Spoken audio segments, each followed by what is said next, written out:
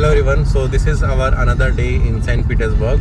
सो आज बच्चों का मेडिकल चेकअप, फ्लोरोग्राफी ये सब कंप्लीट करवाया जाएगा और बच्चों का मेडिकल इंश्योरेंस बनेगा। सो बेसिकली जितने भी इंटरेस्टेड स्टूडेंट्स रशिया में आते हैं उन सब का मेडिकल चेकअप और इंश्योरेंस कराना मैंडेटरी होता है as per Russian federation rules. तो अभी हम जा मेडिकल यूनिवर्सिटी। तो हमारे साथ है अंकित सर। तो सर अभी क्या क्या बच्चों का वर्क हो चुका है अभी तक?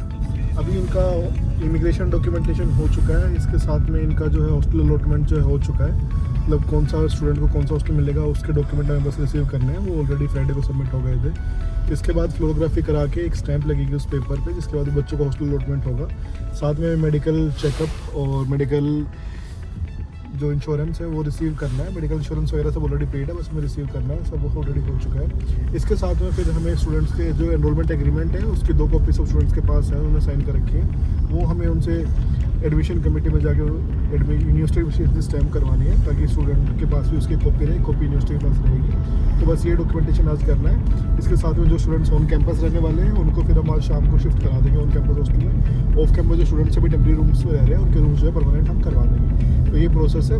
इसके बाद फिर आज अगर इवनिंग में टाइम रहा तो स्नेल्स के लिए हम आगे फर्दर मूव फॉरवर्ड करेंगे to get SIM card and bank account issued. अगर नहीं हुआ तो ये सारा प्रोसेस जो है हम कल फॉरवर्ड करेंगे। सो अभी रिसेंटली रशिया में रूल आया था स्नेल्स का। पहले एक्चुअली सिम कार्ड लेने के लिए क्या होता था कि डायरेक्टली पासपोर्ट दो और सिम कार्ड लो, लेकिन अब ऐसा नहीं है। अब यहाँ पे स्नेल्स कराना मैंडेटरी है और गोसुसलोगी में रजिस्ट्रेशन कराना मैंडेटरी है। उसके बाद ही यहाँ पे सिम मिलता है। तो जो भी बच्चे यहाँ पे आते हैं तो थोड़ा सा टाइम लगता है अब सिम मिलने में, अगर अपने पासपोर्ट पे ही लेना है। तो अभी हम पहुँचने वाले हैं यूनिवर्सिटी और यूनिवर्सिटी पहुँच के फिर हम इधर ही है, इधर साइड में आप देख सकते हो ट्रैम स्टॉप है। तो यहीं पे बच्चों की ट्रैम आती है और यहीं से बच्चे पैदल अपना यूनिवर्सिटी जा सकते हैं। तो अभी जस्ट हम मुड़ेंगे यूनिवर्सिटी की तरफ।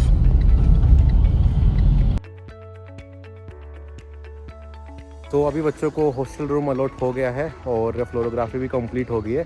तो चलिए बच्चों से पूछते हैं उनकी क्या प्रेफरेंस है, कौन सा उनको रूम मिला है।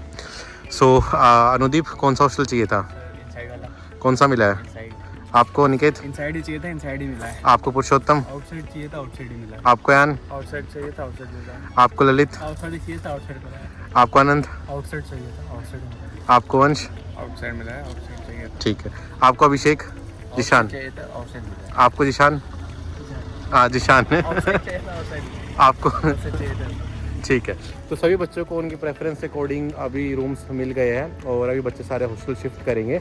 और जो एक्चुअली टेम्परेरी रूम्स जो होते हैं वो बाहर रहते हैं, जो आउटसाइड वाला हॉस्टल है। तो जो बच्चों को इनसाइड मिला है वो इनसाइड शिफ्ट करेंगे और जो आउटसाइड है उन्हें अपने उस रूम शिफ्ट करने हैं। तो अभी जो है आप देख सकते हो सिटी में भी काफ़ी अच्छा हो रखा है। तो अभी हम जाएंगे बाहर यूनिवर्सिटी से। तो सभी चलते हैं अभी, ठीक है। तो बॉय स्टूडेंट्स का हो गया, गर्ल स्टूडेंट्स अभी आ रही है तो उनका भी हम आपको दिखाएंगे और फिर अभी चलते हॉस्टल रूम शिफ्ट करेंगे, ठीक है। सो सभी बच्चों का अभी रूम अलॉट हो चुका है। कुछ बच्चों को इनसाइड कैंपस मिला है, कुछ बच्चों को आउटसाइड कैंपस मिला है।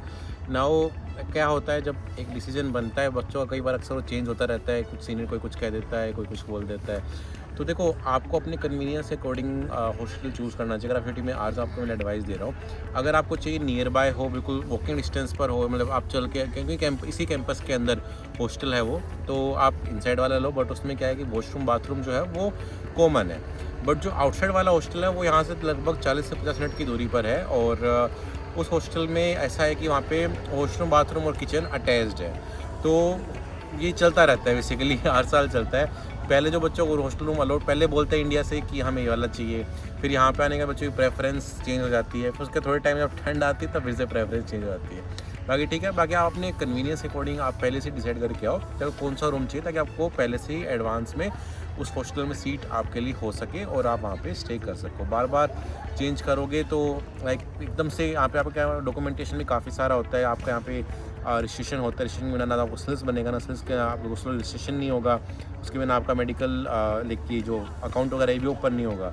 तो मेन यहाँ पे आके होता है आपका डॉक्यूमेंटेशन तो कराना सबसे ज़रूरी है। उसके बाद में आप हॉस्टल रूम बाद में भी चेंज कर सकते हो। लेकिन यहाँ पे अच्छी यूनिवर्सिटी की ये है कि ये मेन पढ़ाई पे फोकस रखते हैं और जो उन बच्चों को सपोर्ट भी करते हैं जो हमें पढ़ाई में अच्छे रहते हैं, उनको रूम्स वगैरह में प्रायोरिटी मिलती है। तो ये बेनिफिट यहाँ का सबसे मुझे अच्छी चीज़ लगती है कि मेन यहाँ पे सब कुछ पढ़ाई से रिलेटेड है, पढ़ाई के रिलेटेड ही आपका सब कुछ यहाँ पे देखा जाता है। और हॉस्टल वगैरह में आपको प्रेफरेंस पढ़ाई के अकॉर्डिंग ही मिल जाती है, बाकी चीज़ यहाँ पे नहीं चलती है।